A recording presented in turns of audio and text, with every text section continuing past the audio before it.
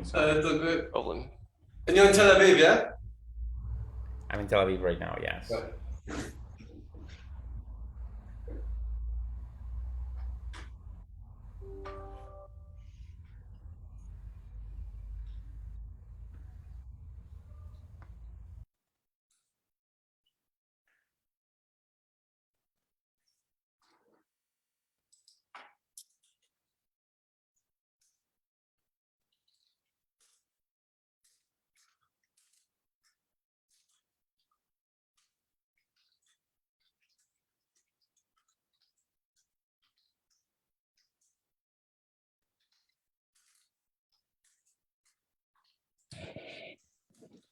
Right, so now it's 3:01, so Ryan, I think we are good to start. We have 16. That looks like it's almost a quorum. As is traditional for our seminars here, I'm just going to first acknowledge the traditional owners of the lands on which we are broadcasting from, the Ngunnawal people here in Canberra. So today is a special joint seminar. It's our regular Uncourt Department of Economics Tuesday seminar series, but also one of our irregular monthly migration seminar series here at the Development Policy Centre. I'm very, very excited to have presenting for us Dany Bahar, who is presenting all the way from Israel today. So it's very early Dany's time. Dany is currently with Brown University and also affiliated with the Growth Lab at Harvard. It's a very exciting paper he's presenting today, which I will let Dany present himself. It's his first time presenting it, and he has requested, not just encouraged, but requested questions as we go. So please feel free to jump in as you wish. The two ways to do this are either through the chat function or through raising your hand, and I can then moderate that in so he can focus on the presentation. And if there's time at the end, we can have the usual Q&A, but we'll try and aim to keep the whole thing within an hour. And yeah, with that, I don't have much else to say apart from big welcome to Dany. I've been moving all day myself, so I'm also a little bit out of it. But anyway, I'll hand over to Dany to start now, and yeah, please jump in as we go with any questions that you have and any feedback. Over to you, Dany. And thank you for joining us, by the way. Big thanks. Thank you, Ryan. It's great to see you again, and thank you everybody for coming. I was tweeting last night that this is kind of, I love globalization. I'm speaking on Australian University over Zoom from Tel Aviv about Venezuelans in Colombia, on a paper co-authored with 2 immigrants. So that's kind of, what could be better than that? Good morning on my end, and thank you all for being here. And I was being asked, like, if I, as Ryan said, I'm really happy to take questions as we go. If it's in the chat, I might not be tracking that all the time, but if it's a notification question, I like just to, jump in and stop me. This is a new paper that I haven't presented it before, and it's kind of a little bit of a short paper. Originally, we were thinking of sending this to one of the short journals. So I don't know if we're gonna now have a new series. We have a new series of journals which are short, and maybe we should have a new series of seminars that are short. Those are called conferences, I think. But anyway, so this paper in particular. So anyway, there's not that many results here, but I still think I hope it's gonna be insightful to you. This is a paper we call Empowering Immigrants: The Impact of a Migrant Amnesty on Crime Reports, and this is joint work with Ana Maria Ibanez from the Inter-American Development Bank, and Sandra Rosso from the World Bank, and myself. And if you notice, we adopt the random order of authors convention, just to make sure that my last name doesn't give me an advantage here. All right, so I thought it's always important to kind of bring some words of wisdom from an expert on this topic. So I went to Donald Trump's Twitter account, and he said things that seem to be very obvious to him, not only about the US, but about the world, right? So he was putting up this tweet about 23% of federal inmates are illegal immigrants. Border arrests are up 240% in Texas, between a bunch of statistics, which we should give him some credit because he rarely used those. And then he also speaks about Germany, and crime in Germany is up 10% since migrants were accepted. Other countries are even worse. Be smart, America. So anyway, but to be fair, Donald Trump was particularly exceptional on taking the word crime and migration, putting them together, obsessively all the time. But it was not, it is kind of an association that people tend to have, that migrants and particularly undocumented immigrants tend to commit more crimes. And this paper is really going to speak a little bit about that. This perception of migration and crime going together is, vastly not supported by empirical evidence. Same thing as many other perceptions of migration, such as, hold on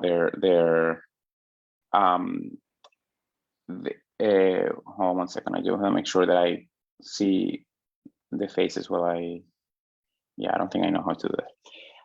Despite the fact that like in many other topics of migration, such as wages and unemployment, perceptions tend to be there in ways that are not supported by empirical evidence. Moreover, not only that the link is kind of usually the opposite, or that the link doesn't exist, let's just maybe not go all the way, but there's recent research that suggests, also in Venezuelans in Colombia, that it's actually the foreigners themselves who tend to be the victims of crimes. So that when crimes go up, when immigrants are there, actually it is against the immigrants. And this hints to something that it's obvious, but I think it's important to acknowledge it, that these immigrants, particularly the ones that come in a refugee-like status, they tend to be vulnerable and they do need protection from authorities.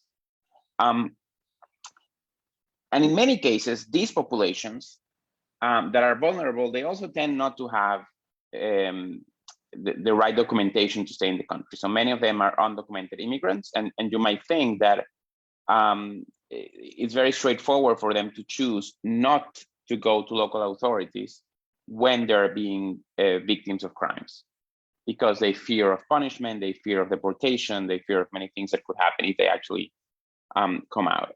And this paper is exactly about that. It's exactly about that question.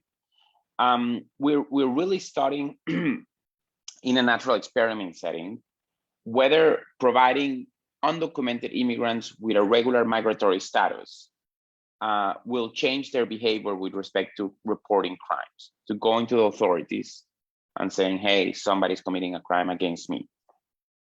And what we do is that we exploit a natural experiment, which I'm going to explain, of course, in detail, and we document a systematic relationship between undocumented immigrants who receive a regular migratory status and a subsequent increase in the reporting of crimes by these immigrants to the local authorities.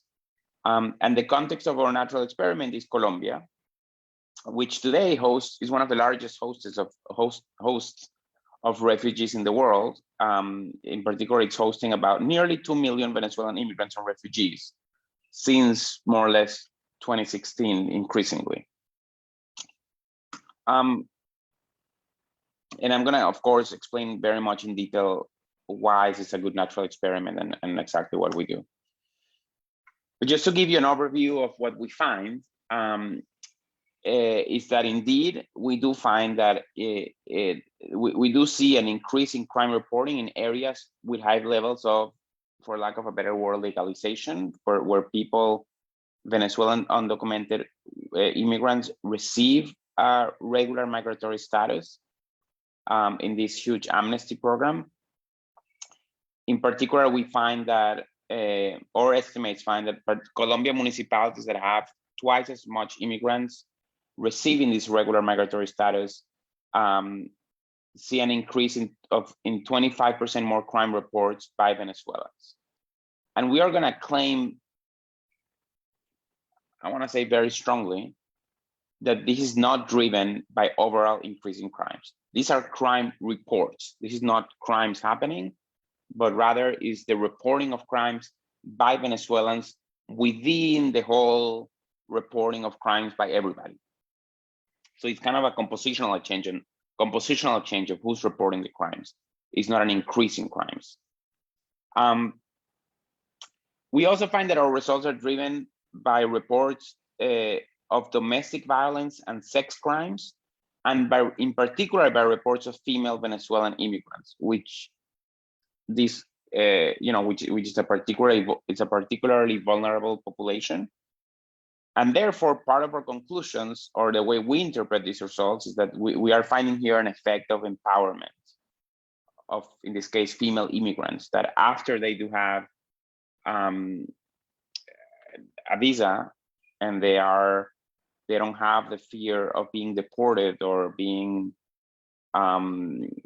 harassed by authorities, they feel much more empowered to go to the authorities, report the crime. So this is not something that you would measure in wages, it's not something you would measure in unemployment, but it is a very, what we think is a very important side effect, if you want to call it, or effect of these policies that represent a very important phenomenon for vulnerable populations. So just for the academics in the crowd, a little bit of the contributions to the literature, not to go very much into here, but we think that there are three main contributions here that we're putting forward. First of all, the idea that our main result is that undocumented immigrants do change their crime reporting behavior after receiving a regular migratory status, and that of course speaks to a very long literature on migration and crime. But I think we are the first ones, to the best of our knowledge, to really exploit, maybe with the exception of Paolo Pinotti, which works on Italy, we are the first ones to exploit the transition from being undocumented to being documented. In our case, I think it's different because it's a massive amnesty program among refugees, which is not exactly what Paolo is doing in his paper. We also contribute to a literature on large-scale migratory amnesties, which there's not a whole lot on that, and it's such an important point. There's so many populations that are undocumented immigrants in so many countries, and policymakers don't think have a clear, either a willingness or a clear path on what actually can be done to solve that situation. So I think that this speaks a little bit to that. And also speaks a little bit about the literature on immigrant assimilation and empowerment, in this case as measured by their trust on state institutions, and how do you build up that trust.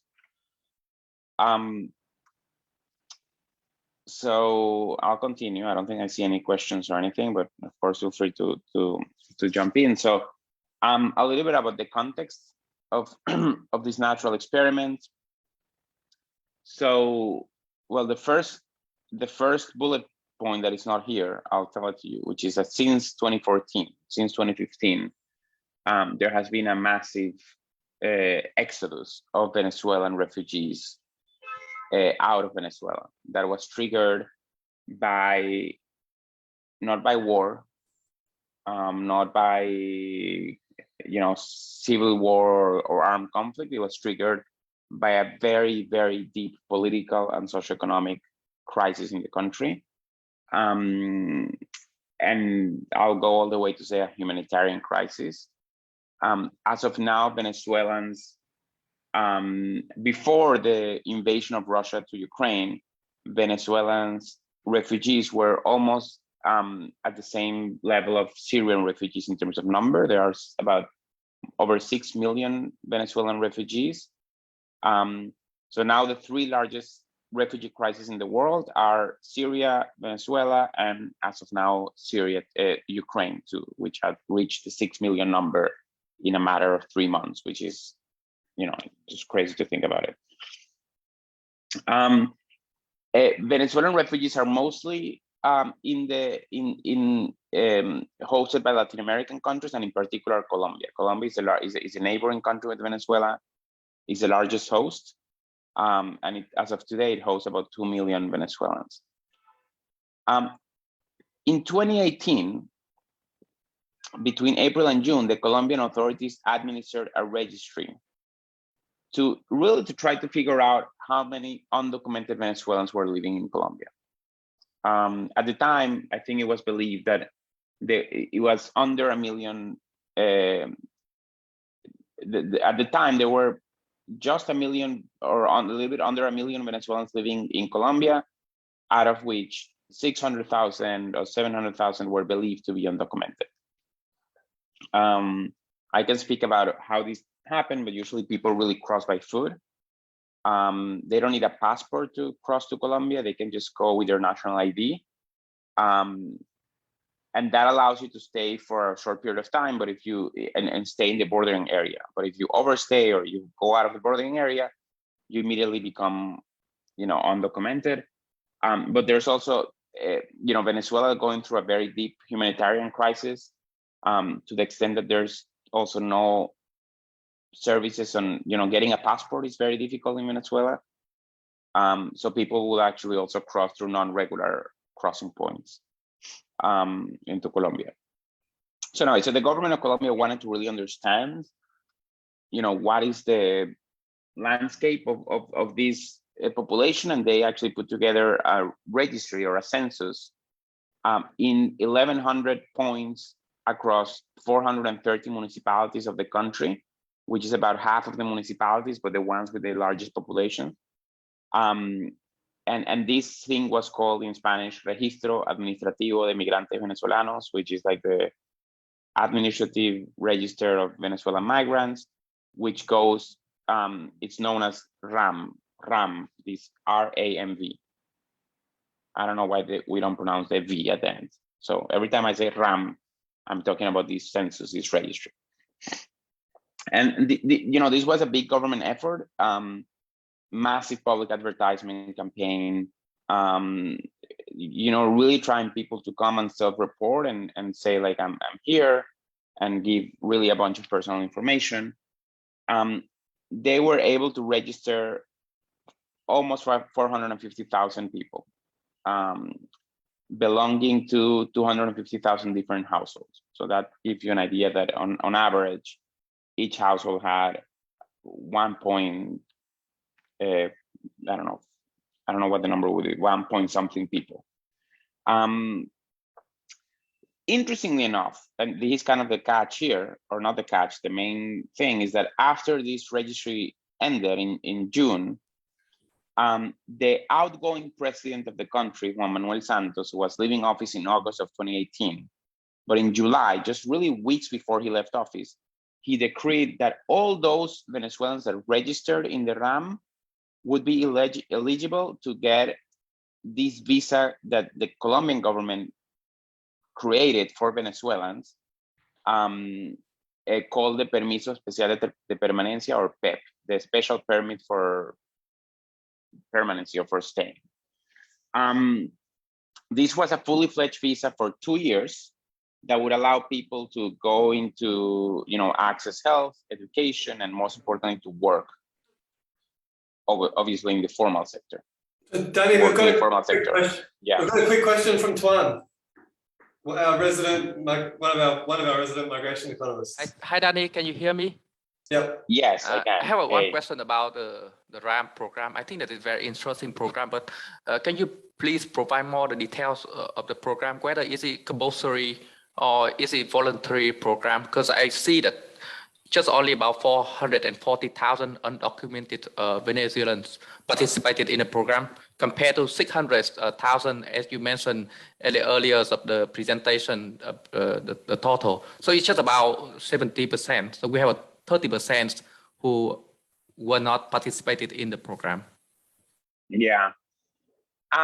Well, it depends if you want to see the glass half full or half empty. I think it's pretty remarkable, the number, but it's a good point. But let me also answer with honesty. So I think the number I said I don't think I can fully back the number I said on the 600,000 at the time, because I kind of know the numbers today of 2020, but going back to the number of 2018, that's kind of what my memory remember, but I'm not 100% sure, but it should be around that 600,000. But just to answer your question, yes, this was not a mandatory thing. This was fully voluntarily, and yeah, there's a lot of people who didn't come and so there is some self-selection here, if that's what you're getting. Totally. You can also have the other type of problem here. You have, like, how do we call this with COVID tests, like false positive and false negatives. So you might also have people who register who actually don't live in Colombia.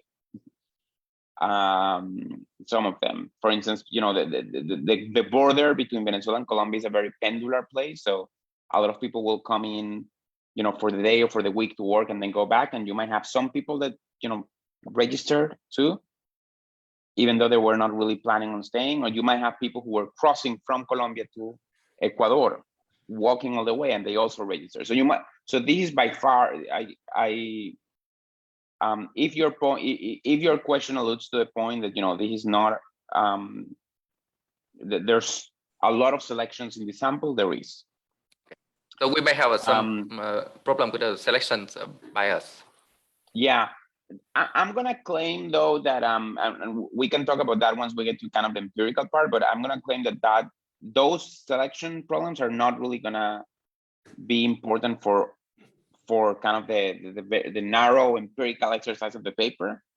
But overall, yes, this is volunteering, people volunteering their information. I do think it's pretty remarkable that the number is high. But yeah, there could be a bunch of sorts of selections here. And Dany, I think I had another question, but I think you've just answered it. And I was just clarifying and checking that the border itself is actually quite porous, right? People can come and go as they want. It's not like there's sort of a fixed border there per se that you need to get permission to cross, right? Is that fair? You mean today or back then? In general. Well, it has changed, right, because of COVID, and it has closed and open and closed and open. Okay. But because it's huge. It is very porous. So there is kind of there are regular border crossings in which it's relatively very easy to come in if you're Venezuelan. You just have to show your ID, your Venezuelan ID, and you can come in. There's also a lot of people that don't have the Venezuelan ID, or don't have a passport, don't have information, or they're being exploited by like gangs, and they cross through an informal crossing point. But I don't know if I got your question totally. No, I was just wondering about the nature of the border crossings, and so I got the sense that from are we thinking about the crisis as a shock, so that you can sort of cross as it is if you really wanted to, but then it's seeing a massive flow across the border as a result of the shock, and then there's the policy change that you're about to exploit, right? That's kind of the story in a nutshell. Well, I think that the policy change that I still haven't gotten to yet, it's gonna happen. It's gonna be exposed to people that already sign up. Okay. So I mean, so this policy change. Well, I did talk about it. But very briefly. So these policy change that President Santos decrees that everybody who registered in the RAM ex post would be able to get the visa. If you cross the border after that, or after the RAM was closed in June, you were not there. Gotcha. Yeah. Okay. Okay. No, please continue. Yeah, and I must say something that it's kind of hard to measure it, and that's why I don't want to make a big deal about it. But according to all, but it's an important point that according to all anecdotes and all historical accounts, this was pretty much a surprise. Like the people who registered in the RAM did not know that they were eventually going to be able to get a regular migratory status. They were told by the authorities that they're registering just to know who they are, and kind of get a little bit of a sense of what's happening. So I think in that sense, if that number is 70% or 80% or 60%, I do think it's actually remarkable, because they were not being promised anything in exchange. So it was really totally up to them. So this visa that was given to them was completely exposed. It caught people by surprise. So they didn't. If you're thinking kind of, Ryan, of a story in which certain people will kind of sign up knowing that they will get a visa, or after knowing that the visa was going to issue, that didn't happen. All right, so this is a map of Colombia. This is just to give you kind of a bit of where these registration points happen. So it's really all over the territory, and of course, much, I should have here like also an overlap of like the population density, but it overlaps quite a bit. So the areas where these ramp points were are where most of the population are, including, of course, the border. Venezuela is here to the right, if you can see my mouse moving. So you see, of course, all throughout the border, there's a lot of these registration points. So the PEP visa, which we're gonna call the PEP RAM, because there were a few. The PEP visa didn't start with this group. It started before with people that were that entered the country documented. They also issued this kind of visa, but they made a special wave of these visas for the undocumented population, which is the one we're talking about, and usually it goes by PEP 3 or PEP RAM. It was a 2-year regular migratory status for undocumented Venezuelans who registered in the RAM. And this is kind of going to be essential part of our empirical strategy. So the immigrants who register in the RAM could apply and receive the visa, the PEP visa, in Q3 of 2018. So October, November, December, or maybe starting in September, actually. Each immigrant was given a time window to apply based on their RAM registration number, which was provided to them as the record was entering the system in real time. And this number was exogenously allocated. So basically what I'm saying here is like Ryan was in Cucuta. He's a Venezuelan in Cucuta. Cucuta is a bordering city. And he crossed the border undocumented, and he went to the RAM, he registered, he and his family, and he got a number 32178. And that number, by all accounts, is exogenous to the migrant. Okay, so it was when the people were entering your information to the computer, a number popped up. That is your registration number that stays with you. And I'm gonna be talking about that number in a bit. By the end of 2018, out of the 440,000 individuals who were eligible to get a PEP, 280,000 of them actually received a PEP. So we have a population that, we have a big 60% of them actually went on and got their visa. About 40% of them did not. Speaking about selection, this is going to be, this is a big selection issue, like why, and which I don't think there's good answers to it, like who would have the chance of having a visa and not getting it. And we could have people here who were maybe working already in the formal sector and didn't feel the need, even though having the visa wouldn't stop them from working in the informal sector, they still could. Or people who were just crossing to another country, or people who were there and then left, or people who didn't know. I mean, there could be a bunch of things, but we do have some, for our empirical purposes, we are actually exploring the variation of people who got the visa versus people who did not get the visa. So just some thoughts on who are these immigrants, these RAM immigrants, the people who registered. Very young people, 75% of them are between ages 15 and 64. Highly educated, as compared definitely to the local population. 83% of this group completed at least secondary education. So this group is actually younger and more educated than the average Colombian labor force. And some of them were already working at the time that the RAM survey happened in the informal sector. I already said this. Yeah, this was repeated. Okay. So let me tell you about, I'm just gonna go straight into kind of our question and analysis. So the data sources we have to do this, so we actually gonna have, our analysis is gonna be at the city level or at the municipality level. So basically we have 30 of the largest, 30 capital cities of the 32 municipalities of Colombia.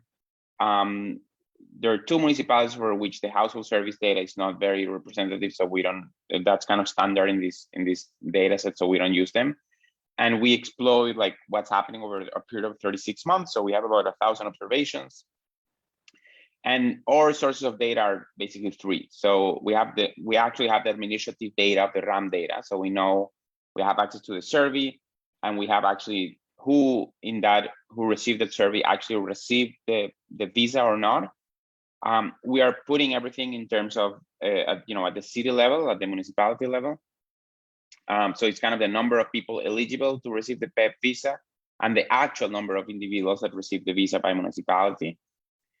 And using the individual record, so going back to the individual level data, we and using the registration number I mentioned, we compute the average time that people in each city had to really go and get the visa.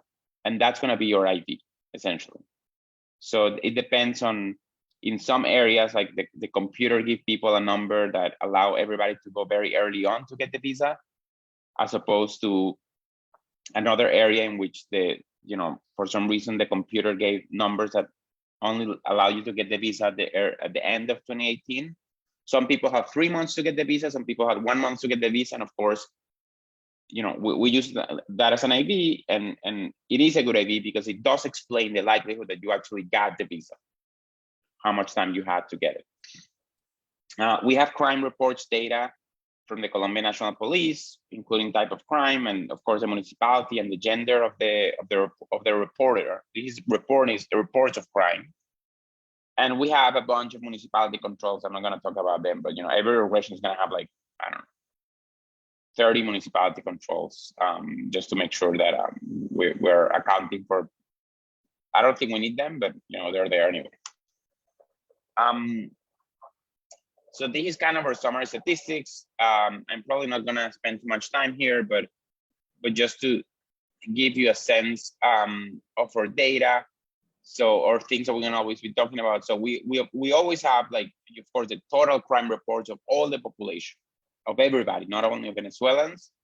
And these are kind of the type of crimes that we have: homicides, threats, domestic violence, theft, sex crimes, and of course, total crimes. Everything here is in per 100,000 people. Then we have the crime reports by Venezuelans. The numbers here, of course, are much smaller. And we sometimes use, we also have a measure in which we kind of divide panel B1 by panel A. So we have kind of the share of all crimes that are reported, how many are reported by Venezuelans, so in terms of share, and we play around with those things. And then at the end, we have some treatment variables.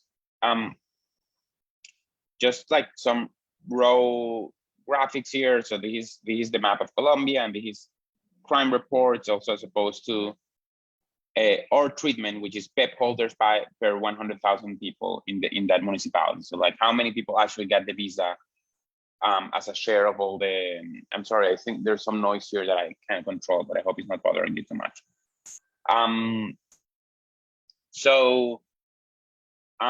There's nothing here really you can see here, but let me just show you a little bit of our empirical specification and even go to the result. So this is basically what we're gonna estimate here, which is essentially a diff and diff, difference in differences, very simple specification. On the left-hand side, we're gonna have per municipality and month. We're gonna have the share of all crimes reported by Venezuelans out of all crimes. So like if Venezuelans reported 1% of all the homicides in that municipality, that number is gonna be 0.01. On the right-hand side, we're gonna have our treatment, which is gonna be the number of Venezuelans that received the PEP visa in that municipality per 100,000 individuals. And we have our post, remember, we have data from 2017 until 2019, so we have 2 years of data. So we really want to see what's happening after the announcement of the visa, of the awarding the visa. So essentially, we're comparing like all the months of 2018, August and beyond versus all the months before. What's happening with crime reporting behavior? Yes. I guess that we don't have data for internal migration, right? We don't have, and I mean, we have it. I don't think we have it here, but that's one of the reasons that we're actually just focusing on the 30 biggest cities, because this is a good question for my co-author more than myself, but using like the small rural remote cities, that's where a lot of the crime of like guerrilla crimes happen, and a lot of internal migration movement. But no, wait, actually we do have, so that's the reason we only use the 30 countries, because what I suspect you're saying. But I do think that among our many municipal things, we do have, yeah, we have internal conflict related variables. So I think we're controlling for like internally displaced people in that municipality as a control. We have municipality fixed effects, we have month fixed effects, and all controls are also like we allow them to change by year. So to have a different effect by year. This is what I just explained to you before, that sometimes we're using the share. So this always has a denominator, so that we're really trying to get to the compositional change, not the overall crime reporting. I tend to do this in my papers. I don't know if it's a good idea or not, but I tend to do it, which is like, I just really want to see if I don't do anything with the data and I just draw the raw data and there's nothing else, there's no controls, there's nothing, what happens? So here, that's what I'm doing. Here, I'm looking at the crime reports by Venezuelans for 2 groups of municipalities, those that are above the median in terms of the treatment and those that are below the median in terms of the treatment. And it's very comforting to see this graph, because there are a couple of things I see. First of all, after August of 2018, I do see a divergence between the two. So you see an increase in reporting on those municipalities that more people got the PEP visa. But importantly, you also don't really see, there's nothing here that worries me too much about pre-trends between the two. So again, this is just raw data. There's nothing here. It's just really graphing the trends of the two. This is not sufficient in terms of empirical analysis, but I thought it's important to just put it out there. So very briefly to talk about my identification strategy, and I realize this is taking me more than what I expected, but this is important. So we follow another paper of ours in which we constructed similar IV, but this table to the right is what are these numbers that were given to the people who registered to RAM, and to the right of the table, you see what does that mean for them in terms of when can they go and take their permit. So you would have people with, that could go in August, or you have people that could go in October, really depending on what number exogenously they were allocated. So using these windows of times, I can really compute by municipality something like this, which is nothing more than telling us what is the average number of days that the immigrants in that municipality had to register to get the visa. So again, some of them who were lucky enough to get a number early on, they will be able to register starting in August, September, October, November. So they had 4 months to register. Some of them only had 1 month. So we're really trying to figure out to have a measure of the number of days that they will have in each municipality. And in that sense, for you to believe me that our IV is a good one, our exclusion restriction is that the average time available to register to the visa process in each municipality will affect crime reports by Venezuelans only and only through the actual number of Venezuelans and not through something else. And there is some geographic variation on this, and we can talk about it, but we believe this is a very reasonable assumption.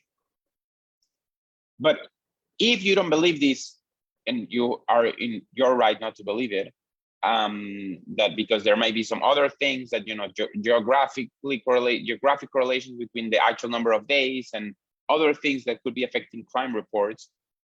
We also present in, I don't know, in Appendix H or something like that, results using another IV, a completely different IV, which is a kind of shift share instrument, and we find our results to be robust.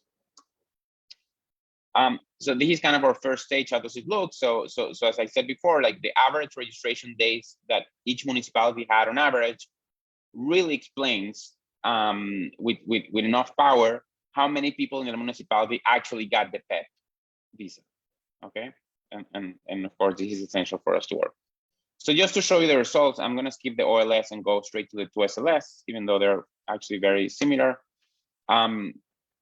Basically, there are two results here. It depends what you want us to put on the left-hand side. So the results I've been talking about before would be the ones in the bottom, in which we have here the share of all reports by Venezuelans, and we have here that in municipalities that experience a much larger share of Venezuelans getting the visa, you see an increase in reporting in terms of domestic violence, thefts, sex crimes, and overall crimes. The panel in the upper panel is having a little bit of a different specification, in which we're not dividing. We don't have we're not dividing the number of crimes by the total crimes, so it's not a share, but we're simply putting the actual number of crimes, the rate of crimes on the left-hand side by Venezuelans, and we're controlling for the overall amount of crimes on the right. So it's kind of tomato, tomato. The two things are very much similar. So here, I think the important thing that I want you to take away from here is that, yeah, we do see strong effects on particularly in domestic violence and sexual crimes, and also theft. When we divide this by gender, I'll skip to the to SLS again, we see that our effect is entirely driven by female Venezuelans reporting crimes. So again, it makes sense that the type of crimes are typically will be reported by female individuals who would be a vulnerable population, I would say, and we see that they're actually driving the result. Dany, just quickly, in terms of background for that, what's the general mix, the gender mix of immigrants? Is it somewhat equal, or mostly guys, mostly women? I had the table somewhere. I don't think I have it here, but it's not 50-50, but it's pretty close to 50-50. Yeah, okay, interesting. I think it's like 55-45, something like that. More males. Yeah. So there wouldn't, that's mistaken. sort of rule out a leverage issue here in this result then. Yeah, I think there's enough variation on gender here. Yeah, cool. So, here I'm also being kind of a little bit harsh, right? Because I'm pulling together everything that happened after August 2018 with everything that happened before. But if I kind of do an event study, this seems much clearer. This is the overall effect. There's really no evidence of parallel trends before, and then you see an increase in overall crimes. And these, for males and females, and to the right, you see that he's mostly. I mean, you also see something with males, of course, but the effects seem to be much stronger with females when you look at it from the evidence study perspective. And we're not too worried about the parallel trends. With the male sample, we're not super happy with how it looks, but I still don't think it invalidates the stuff we're trying to put forward. But because there could be a lot of concerns in general, we actually went ahead, and this is actually borrowing from a paper by my co-authors, which is not my paper, but their paper. They run a survey really between people who received the visa against those that did not receive the visa. And there's one question in their survey that was really important for us, which is, have you filed a complaint for any reason with the police or an institution? And here we see that that people who received the PEP, this is just this is just kind of a description data of a survey, but it's consistent with the results that people tend to complain more with institutions people who have the PEP as opposed to those that don't have it. And this is particularly driven by female, also here. The last thing I want to show you is that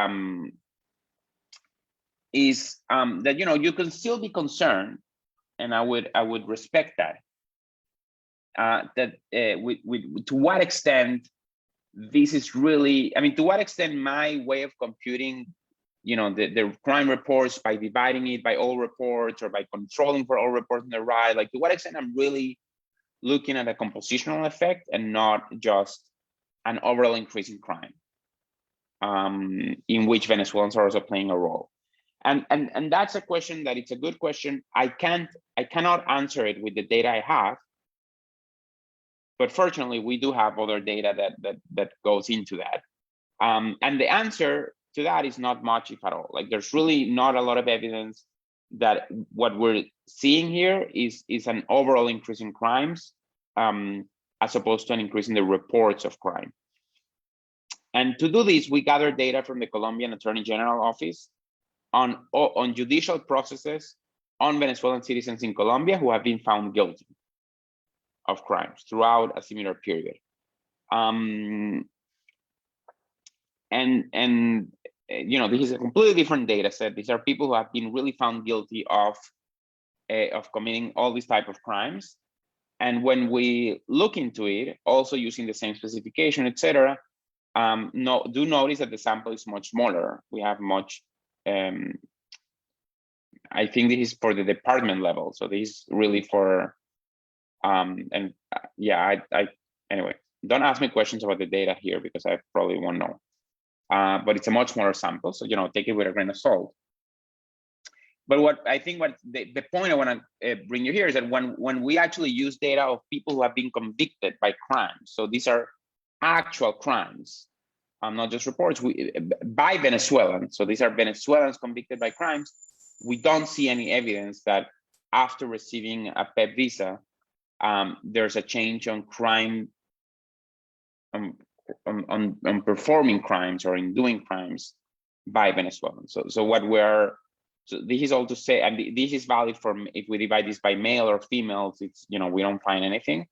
So this is all to say that we're pretty certain at this point that our story is robust. So we're finding, I'm just the concluding remarks, but with all this evidence, we're pretty certain that our results are robust. We're finding that after getting a PEP visa, vulnerable immigrants feel more empowered to go to the authorities and report anything. In your case, is going to be crimes against themselves. We do see also in data from focal groups, from surveys that this is the case, and this is not driven by an overall increase in crimes for this population. It's just about the reporting of crimes. So just in time, 8:48 in my time. So just to conclude briefly, so this paper really tries to get into understanding the impact of amnesty for 280,000 Venezuelan refugees in Colombia who receive a regular migratory status, and how their crime reporting behavior changes. Our main findings is that it does, that people who in cities where more of these Venezuelans got their visa, they end up reporting more crimes, particularly driven by domestic violence and sexual crimes, and particularly driven by Venezuelan female immigrants reporting these crimes, and not driven by an increase in crime cases. And most importantly, to our crowd and to me, I think we believe we're capturing here a behavior change that is consistent with empowerment of a population that is very vulnerable. And our results are super important for policy implications because they really reflect the difficult to measure social benefits of migration that amnesty's programs can do, and they often go unnoticed. We really tend to focus on wages and unemployment and all those things, whereas there's much more to it that it's hard to measure. And I think we're trying to contribute in that on that a little bit.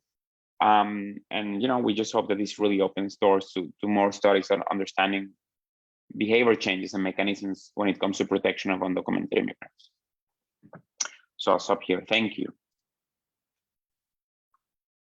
Hi, Dany. Thank you very much for Hang very on, Tuan, interesting. hang on. Thanks, Dany. We do have a few people with their hands raised, and I know the poll has to go soon, so we will come back to you very shortly, Tuan. So yeah, first can we please just cut to Paul, and then after that, Stephen, and then Tuan. And we don't have any comments waiting in the chat. But yeah, huge thanks to Dany first, and we've got about 10 minutes left, so we'll run through the questions now. Paul. Thanks, Dany. That was very neat.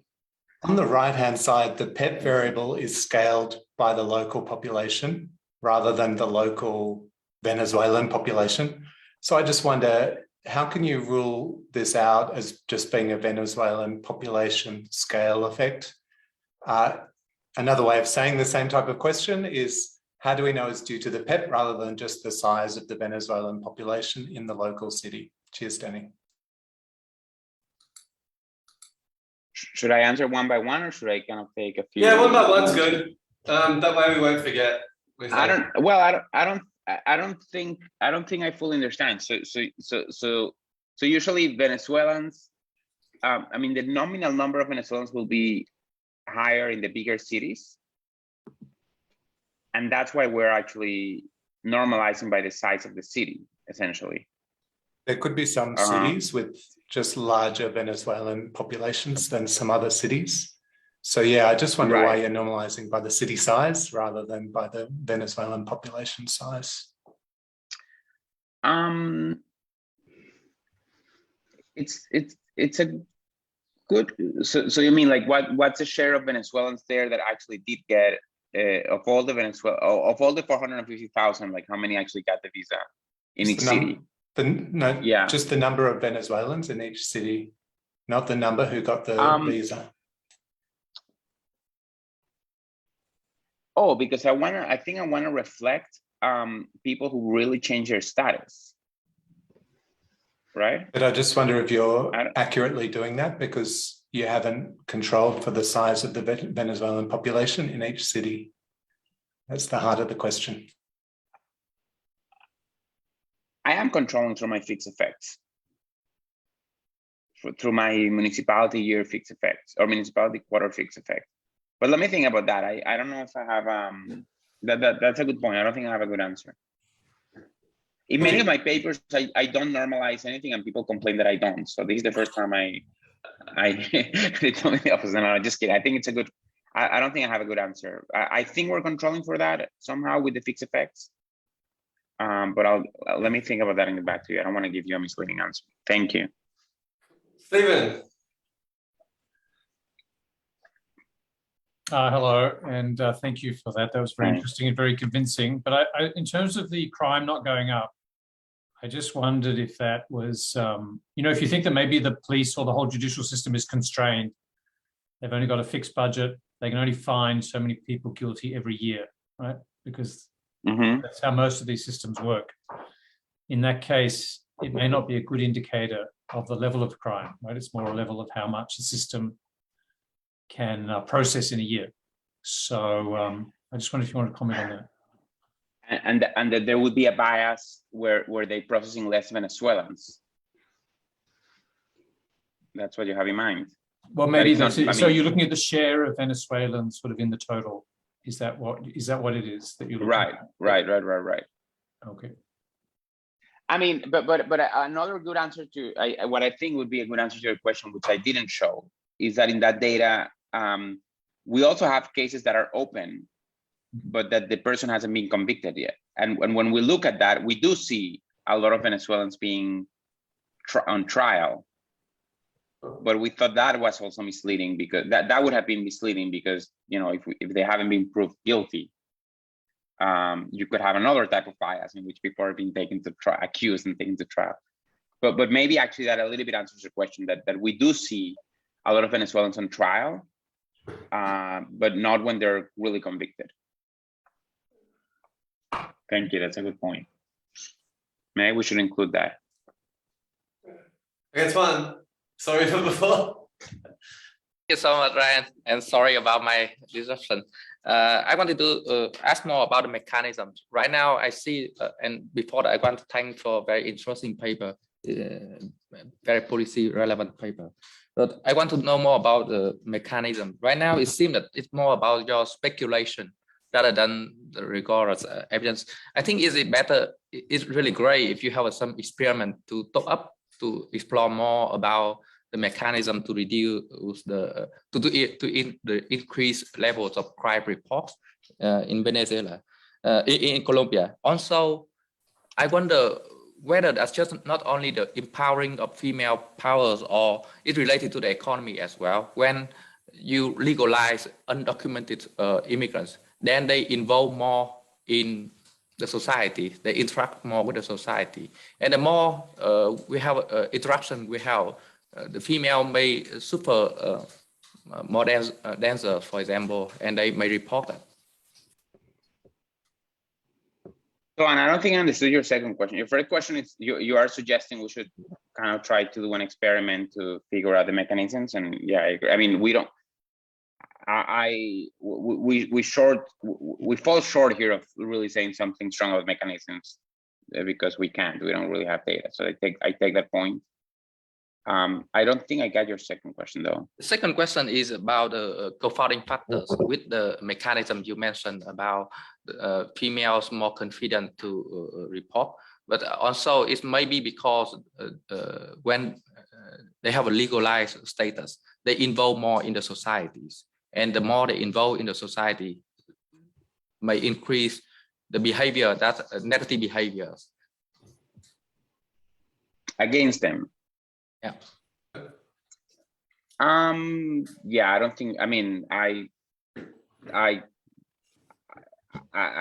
don't have any evidence to push back against that story. To me, the more intuitive one was the one I put forward, which is like they feel more empowered, which is not inconsistent with what you're saying. I mean, they're more integrated in society. Also, I think makes people feel more empowered.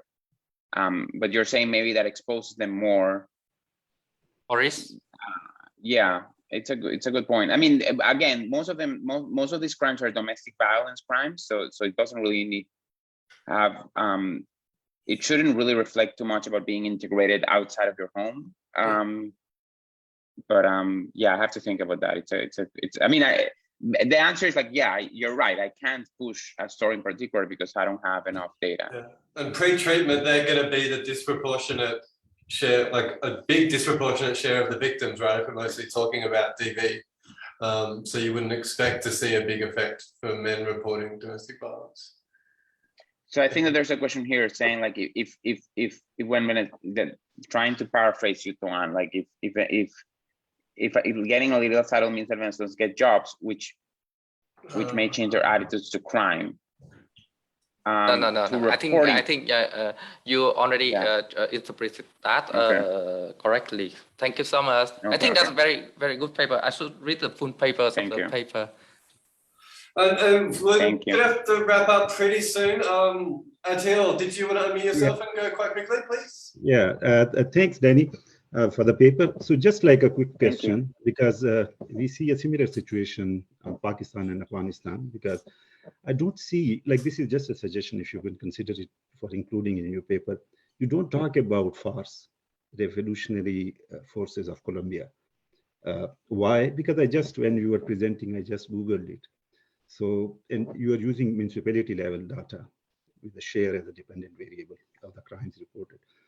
So what happens, like I was just Googling it, and in 2019 human rights violation report, it was stated that the peace agreement they have in 2016, the violence came down, and then from 2018 onwards, the violence picked up.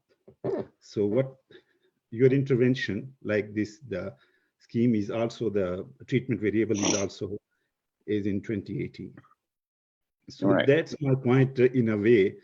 It would be good if you can talk about, because what implications it has on your dependent variables. In the dependent variable, you're using share. In the share denominator is denominator. So your pie is shrinking and enlarging. It depends upon macroeconomic environment. That's one channel through which your dependent variable, your pie is squeezing and is related to the macroeconomic impact of FARC activity, revolutionary forces. So that's one. The second channel, which is Like when you have instability in a country through guerrilla warfare or something, most of the resources which are employed, they are focused somewhere else. So in terms of like, we are talking about 6 million Venezuelans, 600. So when the resources, like there are scarce resources of the law enforcement and justice, and they are focused somewhere else. So in terms of reporting, there are issues. But in peace times, like I'm talking until 2018, when you are baseline scenarios, when there was a peace, and that was a human rights crime report of 2019, when you will have a look, just Google it. When those peace times, your resources, when there was peace, so you have enough resources to focus on law enforcement. So if you see the correlation in terms of instability and in terms of like violent activity due to guerrilla warfare, so reporting also has an effect. But major concern, like I was just a suggestion wanted to give you to include some of discussion of FARS, because your intervention is 2018 and the same story goes when the guerrilla activity again started. Yep. And I know I'm happy to answer that, even though we're a little bit out of time. But and there was another question. Can I answer to that quickly, Ryan? Yeah, you can go quickly, and then we'll go Buddy, and then we'll wrap up. I think, as long as you're not in a huge hurry to rush up, Dany. Yeah. I can just say a little bit, Ryan. Just can I ask just a little? Yeah, go Dany, Dany, how you control dynamic change of local institution quality? Yeah. So that's a good question. So let me. So I mean, I definitely think, of course, in the context of Colombia, that's the big elephant in the room, or one of the big elephants in the room is FARC, and we need to talk. And I take your point that it probably makes a lot of sense to talk more about it. I have a very, very boring answer to your comment, which is like very methodological and boring. But and not to undermine the comment, which I think it's important in context, but in the very narrow empirical exercise that we're doing, that's kind of where we're using an instrumental variable, right? Because there's a lot of stuff happening in 2018 and in Colombia and so on. But to the extent that those things are not being correlated with like that random registry number that people got when they're registered, then it shouldn't be a concern econometrically of our estimators. And I think that also speaks to the latest question on institutional quality, like with the fixed effects and the idea that we're using an exogenous variation that doesn't, in theory at least, it doesn't correlate with those things. It helps us really to have a clean estimate. But I do take that, of course, the context is important, and I did skip about a bunch of controls, but we can definitely do a much better job in trying to at least like discuss that much better. That's something I definitely should leave to my co-authors, who actually have been researching this topic for much more than me. I mean, the FARC topic and internal displacement, but I take it, and it's a fair point. Yeah, because FARC is just not like 5 years or 10 years phenomenon. Absolutely, yeah.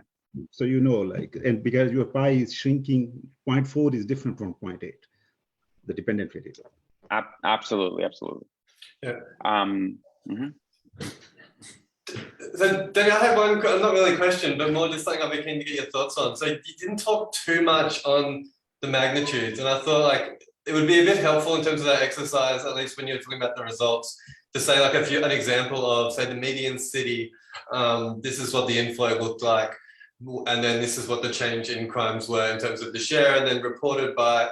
So a little bit of those examples, and I say that largely the selfish motivation, because since like the treatment itself is pretty strong, right? Like it's going from not just a little bit of protection to full amnesty. So you've got effectively a really strong dosage happening, and then you're looking at outcomes that are also striking. Like the sexual and DV one is one that you're like, it's second to really, but not even second, but it's in the same class as really violent crime. So, but then when we think about the mechanisms in terms of legalization, I do wonder how much we can still learn about and carry over these channels to things like being able to bargain with your employer, complain about your work conditions, people involving themselves in civil society. You know what I mean? Like the much sort of lighter touch outcomes versus the heavy ones. Right.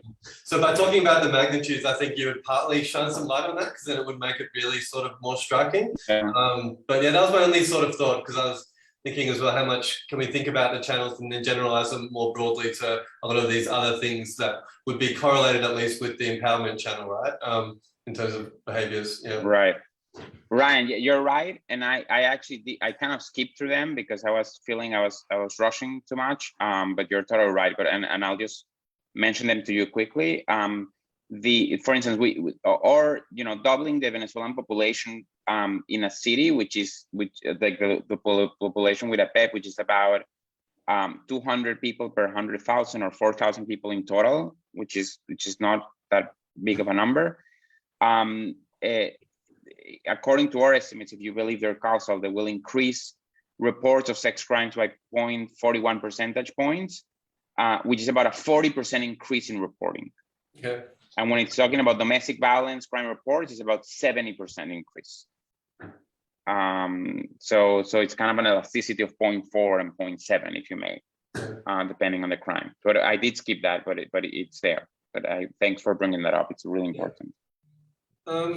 But I don't see any other hands up. And I do think we are just about at time. And I don't want to make you go over, because I'm sure being on holiday, you've got a busy day ahead of you over there. So please, everyone, join me in thanking Dany for joining us. I learned a lot, and I can't wait to read the paper in more detail. As you, there's a lot. This is becoming what migrant exploitation has been very much a hot election topic here at the moment, and there's a fair bit of movement going on around that. So this was one of the nicest papers I've seen in topics on this. I thought it was timely. So yeah, huge thank you for joining us. We'll return to our regular in-person broadcasting next week at our usual time, everyone, of 2 p.m. But yeah, take care on the rest of your trip, and thank you. Keep in touch. So yeah, huge thanks for joining. And I hope thanks for the great questions, and I look forward to next time in person. Yeah, awesome, Dany. Take care and huge thanks. Bye bye. That's it, mate. Thank you.